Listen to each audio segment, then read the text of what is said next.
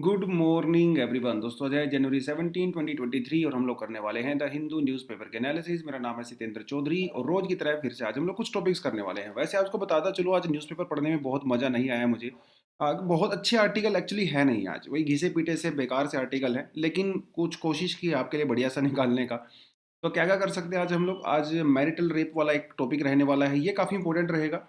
Thirteen amend 13th amendment जो कि India और श्रीलंका के बीच में एक अग्रीमेंट हुआ था, उसके बारे में बात करेंगे। ये भी इंडिया श्रीलंका रिलेशन के बारे में थोड़ा अच्छा टॉपिक रहने वाला है।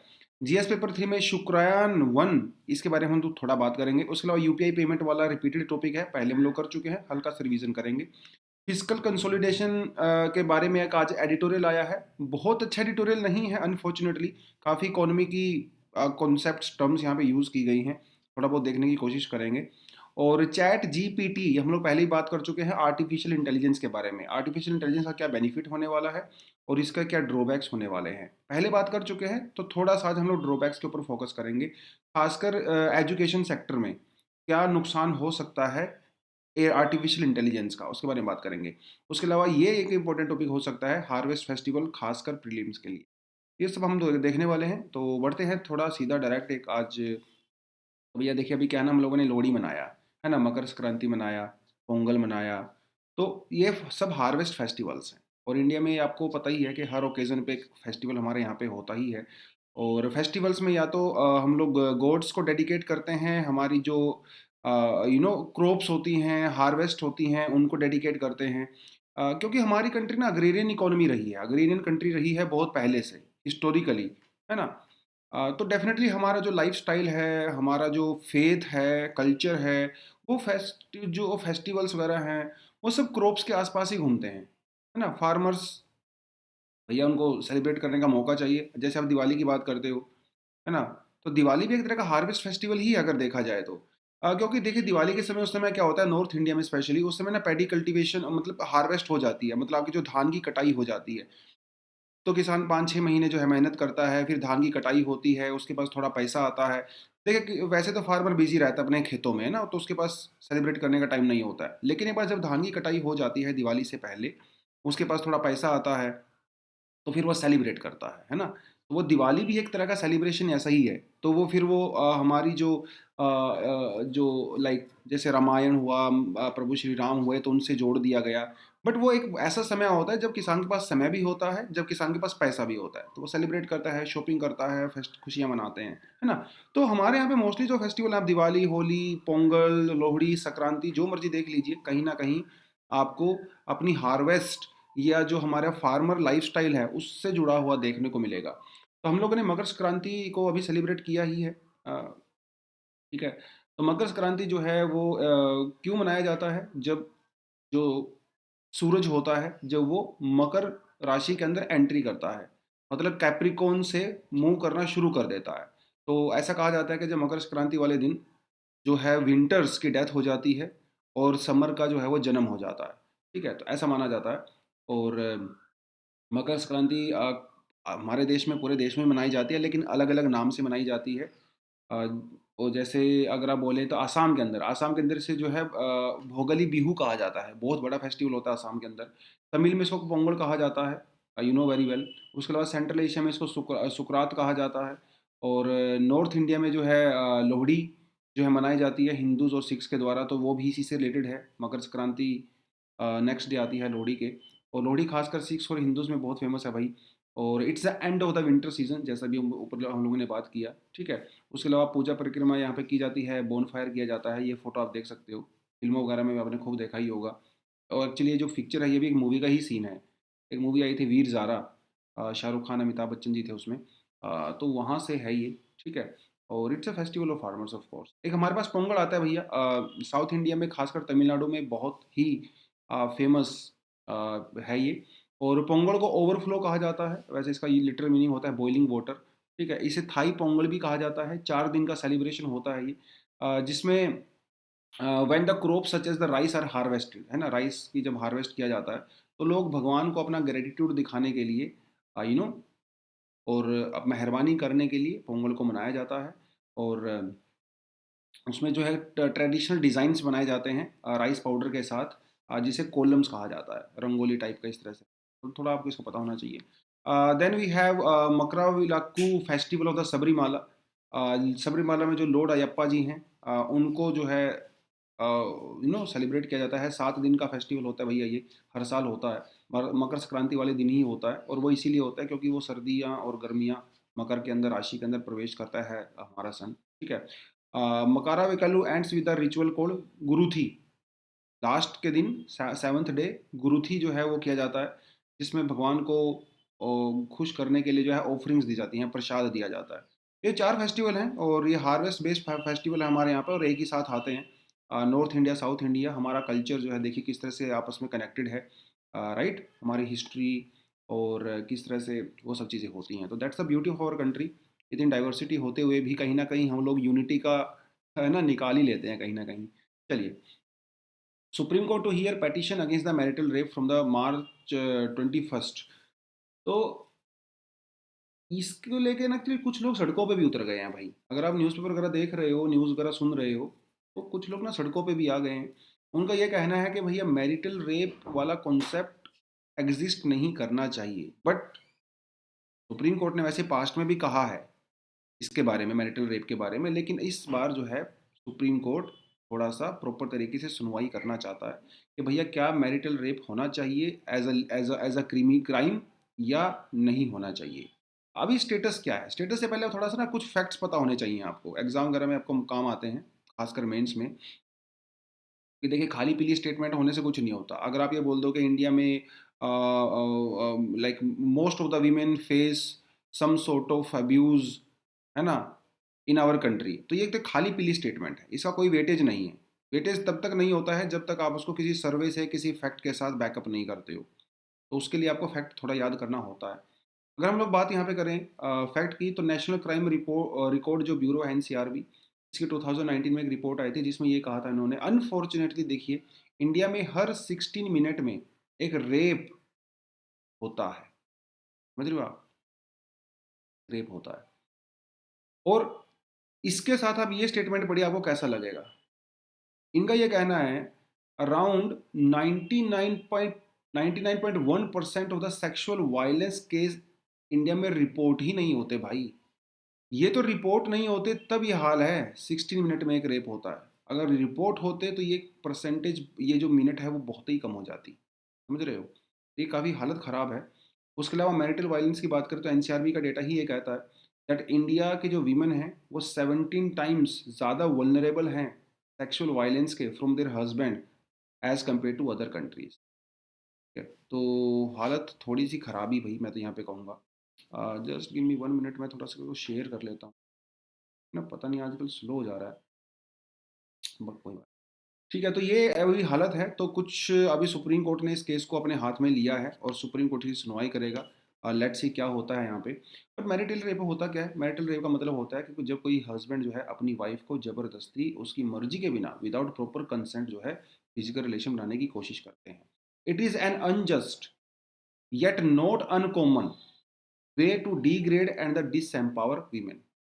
फिल्मों वगैरह में भी आपने देखो होगा कितने टीवी शोज आते हैं, फिल्में आती हैं across country, across regional cinema, across national cinema, तो खैर हमारे यहाँ पे कोई है ही नहीं, सब रीजनल सिनेमा ही है। आपने फिल्मों वगैरह में भी देखा होगा कितना ज़्यादा जो है विमेन को डिसएम्पावर करने के लिए, उनकी डिग्निटी के ऊपर अटैक करने के लिए, किसी फैमिली की डिग्निटी के ऊपर अटैक करने के लिए क्या किया जाता है, उसके घर की जो वीमेन होती हैं उनको परेशान किया जाता है ना, यूज़ किया जाता है। वो सब यहाँ पे दिखाया जाता है, और सिनेमा समाज का आईना होता है, तो वही जो समाज में हो रहा है वो सिनेमा में दिखाया जा रहा है। इंडिया में जो है मैरिटल रेप के लिए क्या कानून है, देखिए इंडिया में मैरिटल रेप के लिए कोई कानून है ही। हमारा जो सेक्शन 375 है आईपीसी, ये 7 प्रकार के जो है रेप की बात करता है, जो हम लोग पहले कर चुके हैं। बट इसके अंदर भी मैरिटल रेप का कोई डिस्कशन नहीं है। देखिए क्या बोला गया है, इट्स क्वाइट अनफॉर्चुनेट टू सी। देखिए इसमें लिखा गया है, एक्सेप्शन है, एक्सेप्शन ये है दैट सेक्सुअल इंटरकोर्स और sexual act by a man, यहाँ पे विमेन नहीं है, by a man with his own wife, the wife not being under 18 years of age is not rape. समझ रहे हो, अगर किसी मैन की वाइफ जो है, अगर वो 18 साल से ज़्यादा है तो उस केस में सेक्सुअल इंटरकोर्स अगर होता है, चाहे उसकी मर्जी के बिना हो, चाहे बिना मर्जी के हो, उसे रेप कंसिडर नहीं किया जाएगा। एक और चीज़ आपको बताऊँ शॉकिंग, ये 18 ईयर्स है। 2017 से पहले ये 15 ईयर्स हुआ करता था। 2017 के बाद सुप्रीम कोर्ट ने इसको 18 कर दिया गया। समझ रहे हो? मतलब अगर किसी की वाइफ़ अगर वो 18 साल से बड़ी है, चाहे वो उसकी मर्जी हो, उसका कंसेंसस हो, ना हो, उस केस में उसे रेप कंसिडर नहीं किया जाएगा। मतलब इंडिया में मैरिटल रेप को लेके ऐसा कोई कानून, लेकिन जब सेक्सुअल अब्यूज़ होता है, वायलेंस होता है, तो वीमेन को कुछ प्रोटेक्शन होती है क्या? यस, होती है।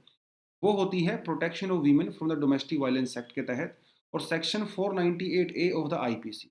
ठीक है, on cruelty against wife by the husband और द हस्बैंड रिलेटिव, ये प्रोटेक्शन है, नो डाउट। लेकिन मैरिटल रेप वाला ऐसा कोई कॉन्सेप्ट हमारे यहाँ पे है नहीं। ग्लोबल प्रैक्टिस क्या है? अगर आप ऑस्ट्रेलिया की बात करें, कनाडा की बात करें, साउथ अफ्रीका की बात करें, यूरोप की में भी बहुत सारी कंट्रीज़ हैं जहाँ पे marital rape actually criminal offence होता है। इंडिया में नहीं है, तो उसी की डिमांड हो रही है। लेकिन यहाँ पे दोनों साइड के आर्गूमेंट हैं। कुछ आर्गूमेंट कहते हैं कि नहीं, ये मैरिटल रेप वाला कॉन्सेप्ट नहीं होना चाहिए, कुछ लोग मैरिटल रेप वाला कॉन्सेप्ट होना चाहिए। क्या क्या देखिए चीज़ें, गवर्नमेंट का क्या कहना है? देखिए गवर्नमेंट ने कई बार वैसे ये कह चुकी है कि मैरिज जो है हमारे देश में, हमारे कल्चर में एक सैक्रोसैक्ट इंस्टीट्यूशन है, तो उसके अंदर हम लोग क्रिमिनलिटी को इंट्रोड्यूस नहीं कर सकते। उनका ये कहना है कि अगर हम लोग मैरिटल रेप को अगर क्रिमिनलाइज कर देंगे तो ये हमारा जो पूरा मैरिज इंस्टीट्यूशन है वो ख़त्म हो जाएगा। ठीक है, और इसके में ना बहुत सारे फॉल्स केसेस भी होंगे, जिसमें जो है हस्बैंड को जो है हरास किया जा सकता है बाय देयर वाइफ्स। कई बार वाइफ्स परेशान होंगी तो उनके सामने सीधा हथियार होगा कि भैया मैरिटल रेप वाला केस डाल दीजिए। इसलिए उन्होंने, उनका सरकार का कहना है कि भैया फैमिली में अनार्की हो जाएगा।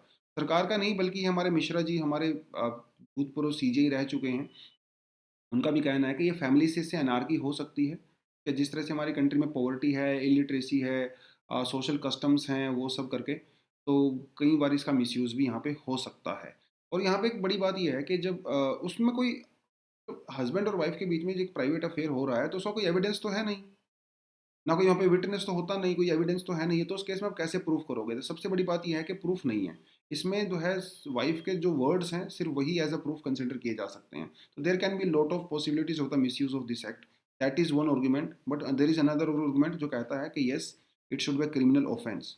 जैसे इनका कहना है कि भैया देखिए यार, आपने शादी कर लिया, marriage is not a licence for the husband, है ना, to have physical relation with her, with his wife on his choice, है ना। कोई एक लाइसेंस थोड़ी मिल गया आपको, है ना। बोथ आर इक्वल, है ना, husband and wife are equal partners. तो जब वो इक्वल होते हैं तो both should have equal rights. Wife should have also equal right to say no, है ना, and husband should also have the equal rights. तो ये उसकी बात करता है। दूसरी बात ये, this is also against the article 14 which is, which talks about the equality, and article 21 also, liberty, dignity and all that, है ना, फ्रीडम, उसकी बात करता है। It is also against the right to privacy also. Right to privacy मतलब you should have, because this is your body ना, तो you should have control over your body.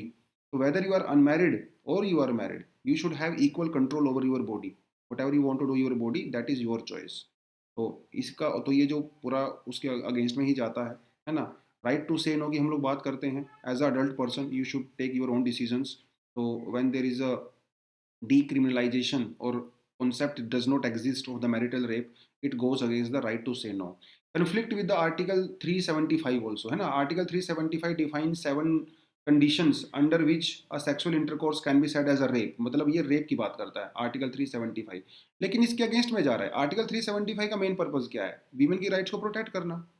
लेकिन वही उसी के अंदर एक्सेप्शंस दे दी गई है।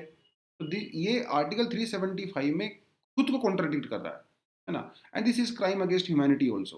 तो कोर्स ये कुछ इसके मतलब इसको क्रिमिनलाइज करने की फेवर में आर्गुमेंट है, ये इसको क्रिमिनलाइज करने की अगेंस्ट में आर्गुमेंट है। और ये जो है थोड़ा सा डेटा आप देख सकते हो इंडिया में, और ऊपर से थोड़ा सा फैक्ट वगैरह आप याद कर सकते हो। एक बहुत बढ़िया क्वेश्चन आप यहाँ पे बन सकता है, आपके लिए पूरा कंटेंट है यहाँ पे, तो अगर आप ध्यान से पढ़ोगे इसको एक दो बार तो आपको याद हो जाएगा। चलिए जी। As talks with the Tamil drags on the Ranil pledges full implementation of the 13th Amendment। Ranil मतलब अभी श्रीलंका के भैया प्रेसिडेंट हैं, रनील विक्रमसिंघे। तो इनका कहना है कि बहुत जल्दी ही वो 13 अमेंडमेंट को इम्प्लीमेंट कर देंगे श्रीलंका के अंदर। आप सोच रहे होंगे सर ये 13 अमेंडमेंट है क्या? एक्चुअली 13 अमेंडमेंट जो है वो 1987 में किया गया था। उस समय राजीव गांधी जी और जयवर्धने जी, जो उस समय श्रीलंका के प्रेसिडेंट हुआ करते थे, दोनों के बीच में अग्रीमेंट हुआ था। और उस अग्रीमेंट करके कॉन्स्टिट्यूशन के अंदर, श्रीलंका के कॉन्स्टिट्यूशन के अंदर कुछ आर्टिकल्स ऐड किए गए थे और उसे कहा जाता है 13th अमेंडमेंट। देखिए उस समय आपको पता है कि लिट्टे की जब बात करते हैं, टाइगर इलम की बात करते हैं, तो वहाँ पे बहुत सारे सिविल वॉर चल रहा था श्रीलंका के अंदर। अब यहाँ पे श्रीलंका के अपने थोड़ा सा ज्योग्राफी को अगर देखें आपको ये समझ में आएगा। यहाँ पे जो ये पिंक वाला थोड़ा रेड वाला एरिया है, ये जो एरिया है भैया, यहाँ पे श्रीलंकन तमिल्स रहते हैं, ठीक है।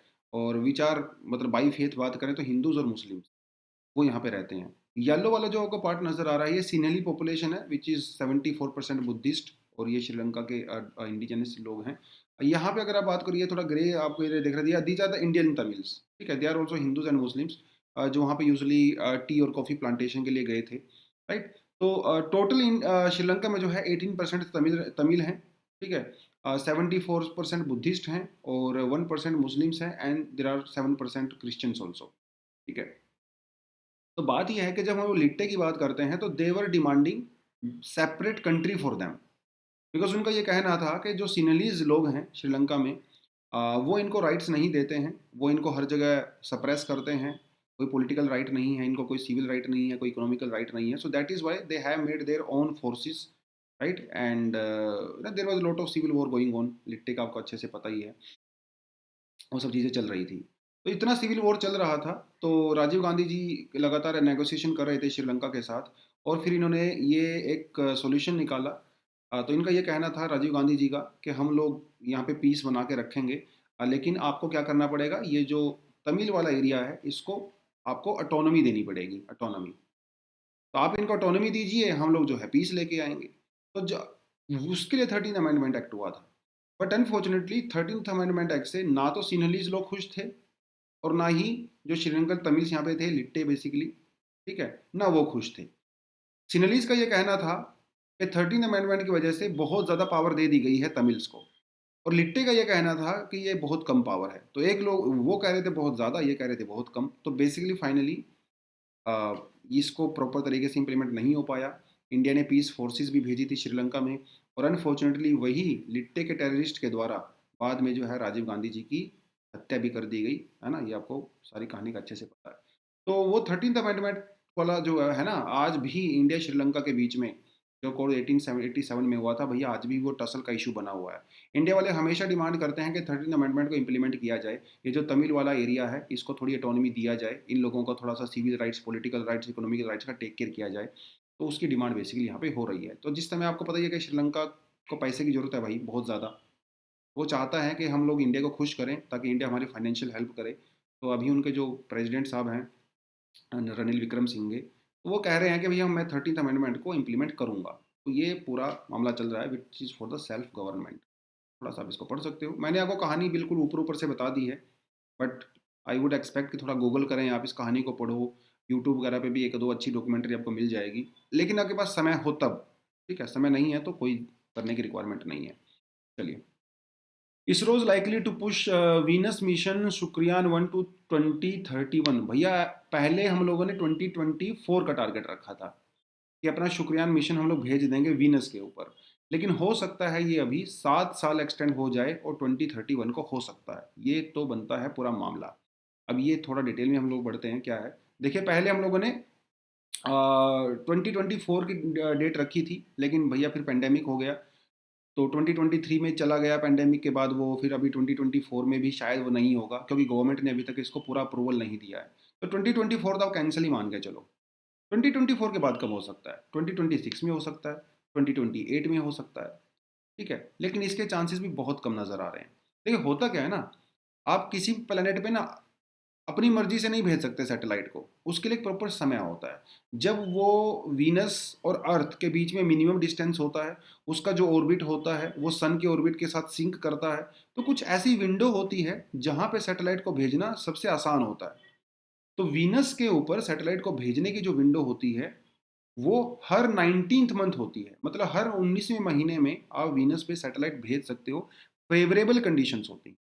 लेकिन जो बेस्ट फेवरेबल कंडीशन होती है वो होती है एवरी 8 ईयर्स। हर 8वें साल वीनस जो है अर्थ के सबसे पास में होता है ड्यूरिंग द रेवोल्यूशन अराउंड अर्थ सन। उस केस में आप भेज सकते हो सैटेलाइट को, और आपका जो फ्यूल है वो भी मिनिमम खर्चा होगा और आपका जो समय है वो भी काफ़ी सेव हो जाता है। तो 2023 में हमारी डेट थी। इसके बाद जो बेस्ट अपॉर्चुनिटी है वो 2023 31 में है, 2031 में है। और जिस तरह से बजट वगैरह नहीं दिया जा रहा है, सरकार के द्वारा अप्रूवल नहीं दिया जा रहा है, तो ऐसा माना जा रहा है कि शायद 2026 और 2028 में भी हम लोग ही नहीं भेज पाएंगे। अब 2031 में वो जा सकता है। तो ये तो था थोड़ा सा शुक्रयान के बारे में। इससे पहले अभी यूरोप जो और अमेरिका जो है वो भी प्लान कर रहे हैं 2031 में मिशन भेजने का। वेरिटास और एनविजन, ये थोड़ा आप याद रख सकते हो। चाइना प्लानिंग अभी कर रहा है 2026 में भेजने के लिए और 2028 में भेजने के लिए।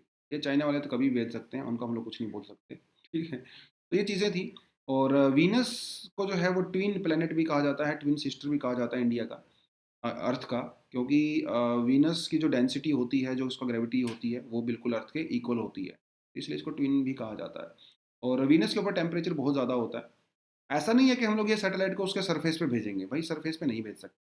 हमारा जुगाड़, हम लोग ये जुगाड़ लगा रहे हैं कि हम लोग यहाँ से जो है एक सैटेलाइट भेजेंगे और वीनस से 55 kilometre above ground of Venus उस सैटेलाइट को जाके हम लोग सेटअप करेंगे। ठीक है, क्योंकि 55 किलोमीटर के ऊपर जो है वीनस, वो टेम्परेचर जो है अर्थ के बराबर होता है, टेम्परेचर भी और प्रेशर भी।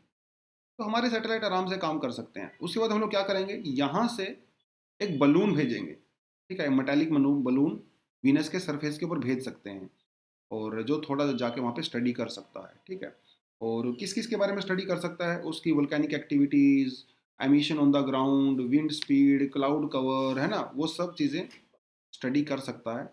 और फिर उसको जाके हम लोग इन्फॉर्मेशन ले सकते हैं। That was what about the Venus. कल वाली एनालिसिस में दो क्वेश्चन आपसे मैंने पूछे थे, दोनों का आंसर यहाँ पे हो जाता है। पहले का हो जाता है डी, नीदर 1 एंड 2। दूसरे का हो जाता है 1 एंड 2। पहले वाले का आंसर कुछ बच्चों ने गलत बताया था, तो इसीलिए मैंने यहाँ पे एक्सप्लेनेशन आपके लिए डाल दी है, आप एक्सप्लेनेशन पढ़ सकते हो। दूसरे वाले का आंसर जो है मोस्टली बच्चों ने बिल्कुल सही बताया था, ये तो बहुत बढ़िया चीज़ है, तो आप इसको थोड़ा सा पढ़ सकते हो। अब बात करते हैं भाई, एक टॉपिक हमारा यहाँ पे कवर हुआ है आज, कोई बहुत अच्छा तो नहीं है, और वैसे हम लोगों ने ये किया भी था, यूपीआई वाला। तो गवर्नमेंट और आरबीआई दोनों ने भी जो है कमर कस ली है। इन दोनों चाहते हैं कि हम लोग यूपीआई पेमेंट को और ज़्यादा एक्सपेंड करें। 2600 करोड़ रुपए का इंसेंटिव दिया गया है बैंकों को। देखिए, बैंक्स को कोई बेनिफिट नहीं है यूपीआई से, अगर आपको ऐसा लग रहा होगा तो नहीं, कोई बेनिफिट नहीं होता। इवन बैंकों को तो नुकसान होता है यूपीआई से, क्योंकि उनको ट्रांजैक्शन करनी पड़ती है, अपने इंफ्रास्ट्रक्चर का यूज़ करना पड़ता है, और हम उनको कुछ पैसा देते नहीं है। मतलब आपने अगर 100 रुपये, आप मान के चलिए आपने पीएनबी से, अगर आपने एसबीआई में ट्रांसफ़र किए हैं यूपीआई से, आपको तो कोई 1 रुपये नहीं लगा ना। लेकिन बैंकों का तो इंफ्रास्ट्रक्चर यूज़ होता है, उनको तो टेक्नोलॉजी यूज़ हो रही है पूरा, उनका तो खर्चा हो रहा है, तो उनको वो खर्चा गवर्नमेंट देती है हमारे बिहाफ पे। तो अभी 2600 करोड़ रुपीज़ का इस तरह का इंसेंटिव दिया गया है, ताकि बैंक्स यूपीआई को और ज़्यादा प्रमोट करें। ठीक है, तो रिजर्व बैंक ऑफ इंडिया की अभी एक रिपोर्ट आई है, पेमेंट विजन 2025, जिसमें वो लोग चाहते हैं कि इसको हम लोग और ग्रो करें, क्योंकि यूपीआई पेमेंट के बहुत फ़ायदे हैं एज एन इकोनॉमी, है ना। हमारी इकोनॉमिक डेवलपमेंट को तेज़ करता है, फाइनेंशियल स्टेबिलिटी को इंश्योर करता है, और फाइनेंशियल इंक्लूजन भी करता है। फाइनेंशियल इंक्लूजन आप ये समझिए कि 2 साल पहले मैं जो है ऋषिकेश गया था, और वहाँ पे हम लोगों ने राफ्टिंग किया था। और वो क्या करते हैं ऋषिकेश में, गंगा में राफ्टिंग करते करते आपकी बोट को कहीं एक जगह पे बीच में रोकते हैं चाय पानी के लिए। वहाँ पे कोई आपका जो है कोई एटीएम नहीं है, वहाँ पे कुछ नहीं है, बिल्कुल वो एक गंगा के किनारे रहता है। वहाँ पे आप जब चाय पी रहे थे, तो वहाँ पे एक लेडी थी जो चाय बनाती थी, भाई वो यूपीआई से पेमेंट ले रही थी, समझ रहे हो। यूपीआई से पेमेंट वहाँ पे, जहाँ पे कोई इंफ्रास्ट्रक्चर नहीं है, ये होता है फाइनेंशियल इंक्लूजन। ये तो उस अब वो बोलेगी भाई कि मुझे तो कैश चाहिए। अब हो सकता है बहुत लोगों के पास कैश ना हो, वहाँ पे कोई एटीएम वगैरह तो होता नहीं है, तो उसकी सेल कम हो जाएगी। यूपीआई की वजह से जो है उसकी सेल भी बढ़ी है। और ये क्या है ना, वो जंगल में रहते हैं ना भाई, जंगल में आप कैश लेके जाओगे तो लूटने का खतरा रहता है। अब वो तो सेफ है बिल्कुल यूपीआई, तो आप अकाउंट में सीधा पैसा जाता है। तो ये फाइनेंशियल इंक्लूजन, सेफ्टी और ईजी कितना होता है यार पेमेंट करना, है ना। एकदम 2 मिनट लगते हैं, आप पेमेंट आराम से कर दीजिए। वो सारी की सारी चीज़ें होती हैं, तो ये बहुत अच्छी चीज़ है जो कि हुआ है, खासकर मेट्रो सिटीज़ में और नॉर्मल सिटीज़ में काफ़ी ज़्यादा ये होता है। और काफ़ी जंप हुआ है, अगर आप देखें यहाँ पे दिसंबर 2022 में the total monthly volume of the UPI facilitated transaction aggregated almost 783 crore भैया ट्रांजैक्शन हुआ। 12.8 लाख करोड़ रुपीस का ट्रांजैक्शन हुआ, जो कि पिछले साल के कंपैरिजन में 71% जो है जंप था, और आने वाले समय में ये बढ़ेगा, तो कोई डाउट नहीं है। तो आरबीआई चाहता है कि भाई ये सब चीज़ें बढ़े। इस अब जब यूपीआई जो है वो ग्रोथ हुई, उसके साथ साथ फिर जो है रुपए क्रेडिट कार्ड और डेबिट डेबिट कार्ड वगैरह की ग्रोथ भी यहाँ पे हुई है। ठीक है, तो इट्स अ गुड थिंग, खासकर जो सोशल मीडिया प्लेटफॉर्म्स वगैरह हैं और जो बड़ी बड़ी टेक्नोलॉजी कंपनीज हैं, वो जो है डिजिटल पेमेंट आजकल ले रही हैं। ठीक है, और जो फाइनेंशियल टेक्नोलॉजी कंपनीज हैं, जैसे एजुकेशन टेक्नोलॉजी कंपनीज हैं, एड टेक जिसको बोलते हैं, फाइनेंशियल टेक्नोलॉजी से फिनटेक वगैरह बोलते हैं, ये लोग भी, इनकी वजह से भी यूपीआई को बहुत पुश मिला है, और इट्स अ गुड थिंग। उसके बारे में बेसिकली आर्टिकल है। तो इंफ्रास्ट्रक्चर को थोड़ा सा और स्मूथ करने की रिक्वायरमेंट है। अभी तक गांव वगैरह में जो है यूपीआई ज़्यादा पहुंचा नहीं, तो वहाँ पे भी इसको पहुंचाने की ज़रूरत है। जो छोटी सिटीज़ हैं, टाउन्स हैं, वहाँ पे आज भी हम लोग कैश का ज़्यादा यूज़ करते हैं, तो उनको थोड़ा सा पहुंचाने। एक तो वहाँ पे लोगों के पास स्मार्टफोन नहीं है, ठीक है, लेकिन यूपीआई बिना स्मार्टफोन के भी यूज़ किया जा सकता है, तो उन लोगों को बताना पड़ेगा ना भाई यूपीआई कैसे यूज़ कर सकते हो बिना स्मार्टफोन के, समझ रहे हो। बिना इंटरनेट कनेक्शन के भी यूपीआई यूज़ किया जा सकता है, तो ये तुमको बताना पड़ेगा। तो ये सब चीज़ें रहेंगी, तो डेफिनेटली आने वाले समय में और बढ़िया चीज़ें हमारी इकोनॉमी के अंदर हो सकती है। एक कुछ खास नहीं था, जस्ट हल्का फुल्का रिवीजन, थोड़ा बहुत आइडिया, क्या है ना, छोटे छोटे आइडियाज़ को रिपीट करते रहते हैं तो वो कॉन्सेप्ट हमारे डीप अंडरस्टैंडिंग में चले जाते हैं, फिर बाद में आपके एग्जाम में याद भी आ जाते हैं, एक दो पॉइंट उसके लिए, है ना। इंटरव्यू वगैरह में कुछ बात होती है, डेफिनेटली काफ़ी इंपॉर्टेंट टॉपिक है डिजिटल पेमेंट, वहाँ पे आप बता सकते हो। Balanced physical consolidation with growth, ठीक है, तो यहाँ पे देखिए कहा है इन्होंने, फिजिकल कंसोलिडेशन, ग्रोथ, और दोनों बैलेंस होनी चाहिए। बैलेंस इन द सेंस का मतलब ये है कि जो हमारी कंट्री में प्रोडक्शन हो रही है, जो भी हम लोग इंपोर्ट करते हैं, जो भी हम लोग एक्सपोर्ट करते हैं, ठीक है, और गवर्नमेंट का जो भी रिवेन्यू होता है, गवर्नमेंट का जो भी एक्सपेंडिचर होता है, इनके बीच में एक ऐसा बैलेंस होना चाहिए ताकि हमारा जो फॉरेन एक्सचेंज रिजर्व है वो भी प्रॉपर तरीके से मेंटेन हो सके, हमारी कंट्री में जो इन्फ्लेशन है वो भी कंट्रोल हो सके, हमारी कंट्री में जो सेविंग और इन्वेस्टमेंट है वो भी बढ़ सके। तो ये एक बैलेंस बना के चलने की ज़रूरत है हर चीज़ में, लेकिन आजकल चीज़ें ना काफ़ी इम्बैलेंस हो रही है। एग्जाम्पल अगर आप दूंगा आपको मैं यहाँ पे, तो इनका ये कहना है कि भाई 2020, अब देखिए यार इसको लिखने वाले कौन है, बहुत बड़े बड़े लोग हैं। DK श्रीवास्तव जी हैं, चीफ पॉलिसी एडवाइज़र हैं, और फॉर्मर डायरेक्टर हैं मद्रास स्कूल ऑफ इकोनॉमिक्स के। और उसके अलावा सी रंगाराजन जी हैं भाई, है ना, प्राइम मिनिस्टर के इकोनॉमिक एडवाइज़र भी रहे हैं, और भैया फॉर्मर आरबीआई गवर्नर भी रहे हैं। तो इतने बड़े बड़े लोग जब आर्टिकल देते हैं तो कुछ ना कुछ तो उसके अंदर ऑफकोर्स अच्छी चीज़ होती। तो इनका ये कहना है कि 2022-2023 में सारी दुनिया को लगा था कि अब कोविड-19 का जो राक्षस है वो मर गया है, और अभी चीज़ें ठीक हो जाएंगी इकोनॉमिक तौर पे खासकर, बट ऐसा हो नहीं पाया। Thanks to Russian invasion of Ukraine, इसने सारी उम्मीदों पे पानी फेर दिया, और जिसके बाद आपको पता ही है सप्लाई चेन डिसरप्शन हुआ, फर्टिलाइजर के प्राइसेस बढ़े, क्रूड ऑयल के प्राइसेस वगैरह सब कुछ बढ़ने लगा, है ना। तो ग्रोथ जो है वो स्लो डाउन हो गई। तो दुनिया में जब ग्रोथ स्लो डाउन हुई तो डेफिनेटली इंडिया उससे इफेक्टेड होगा ही भाई। इंडिया तो ग्लोबलाइज्ड हो चुका है अभी पूरी तरह से। हालांकि इंडिया ने दूसरी कंट्री के कंपैरिजन में थोड़ा सा अच्छा परफॉर्म किया है, relatively better than the other countries, वह फिर भी जो नॉर्मलाइजेशन होना चाहिए था आफ्टर कोविड वो डिले हो गया है। ऐसा माना जा रहा था कि 2022 में कोविड से हम लोग उभर चुके होंगे, बट ऐसा हो नहीं पाया, वो थोड़ा रशिया की वजह से डिले हो गया है। ठीक है, पहली बात तो ये।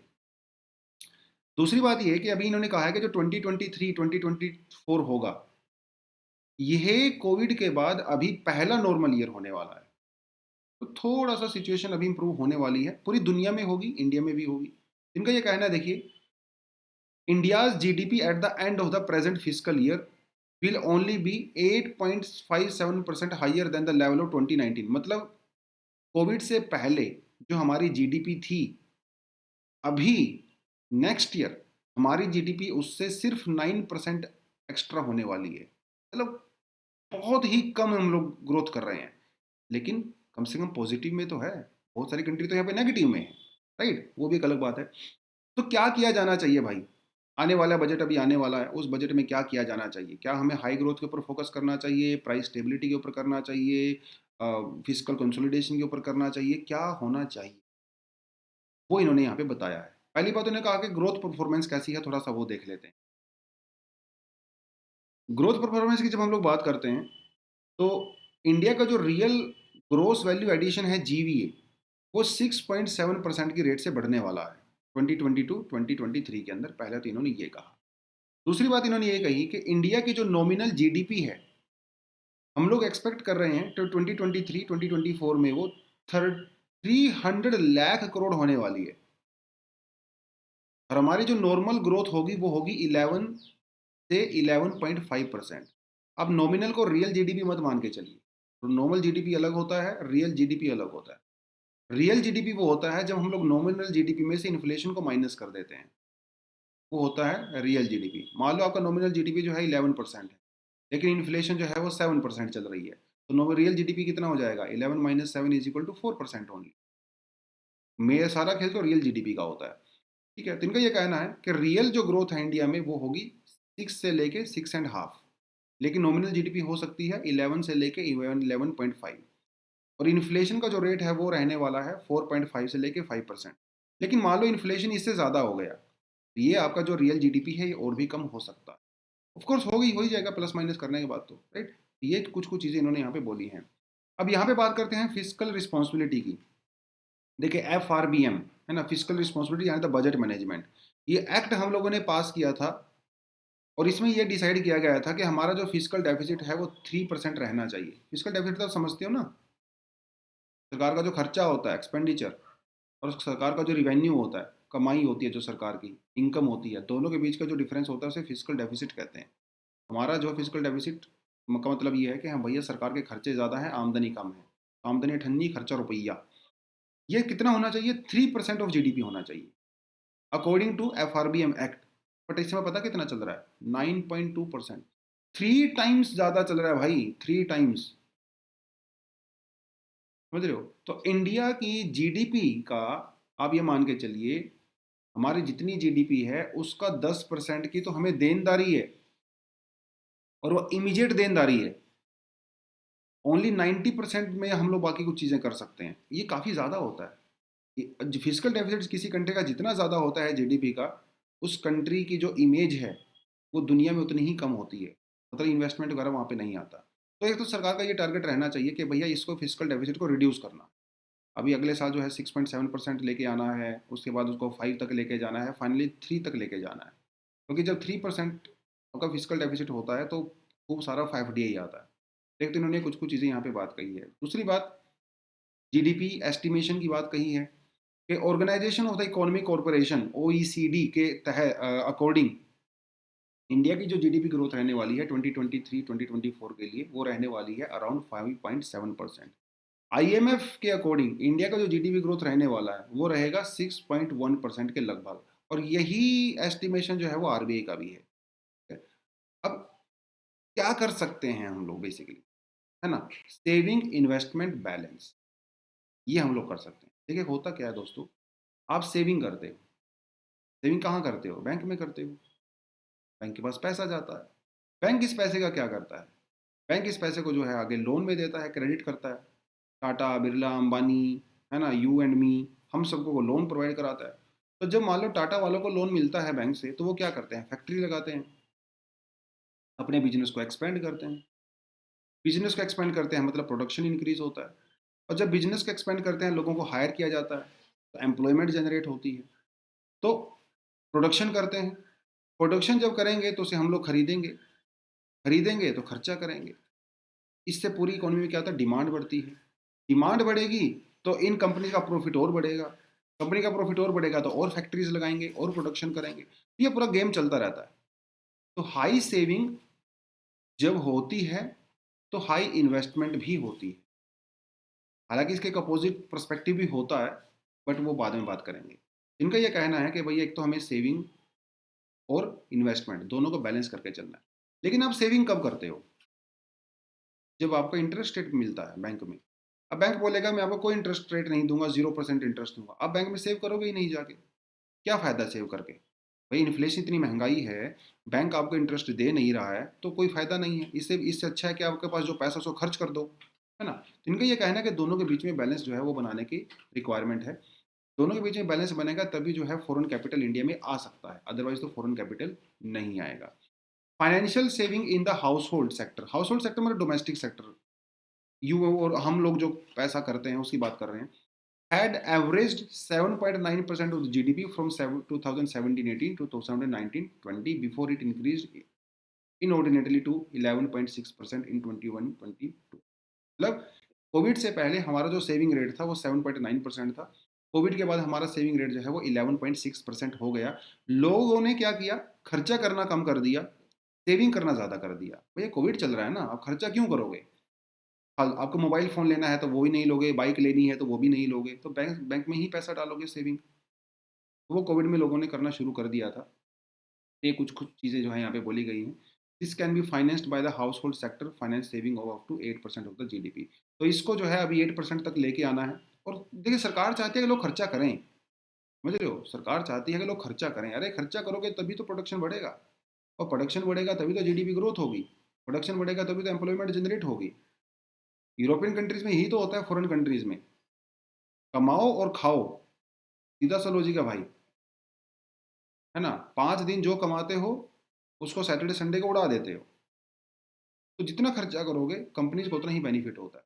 कंपनी के अंदर गवर्नमेंट के अंदर लिक्विडिटी बढ़ती है, इकोनॉमी के अंदर प्रोडक्शन बढ़ता है, एम्प्लॉयमेंट जनरेट होता है, वो सारा खेल चलता रहता है। ये इन्होंने कुछ कुछ चीज़ें यहाँ पे बोली हैं। अब ये फालतू का डेटा दिया हुआ है, इसमें हम लोग ज़्यादा जाएंगे नहीं। तो eight the end of the day क्या करना है, कैपिटल एक्सपेंडिचर को इंक्रीज करना है, मतलब इंफ्रास्ट्रक्चर को बढ़ाना है। हमारा जो फिजिकल डेफिसिट है, फिजिकल डेफिसिट को जो है 3% तक लेके आना है, ठीक है। हमारा जो सेविंग का लेवल है उसको प्रॉपर तरीके से बैलेंस करना है इन्वेस्टमेंट के साथ। ये कुछ कुछ टारगेट होने चाहिए, और हमारा जो बजट अभी आने वाला है वो बजट भी इन चीज़ों के अकॉर्डिंग ही होना चाहिए, अकॉर्डिंग टू मिस्टर रंगा राजन जी, ठीक है। तो बहुत ज़्यादा इकोनॉमी में तो जाने का कोई फ़ायदा है नहीं, ऊपर ऊपर से जितना समझ में आ जाए वो आपके लिए बेटर है। यही था दोस्तों आज के लिए। Thank you very much, all the best and जय हिंद।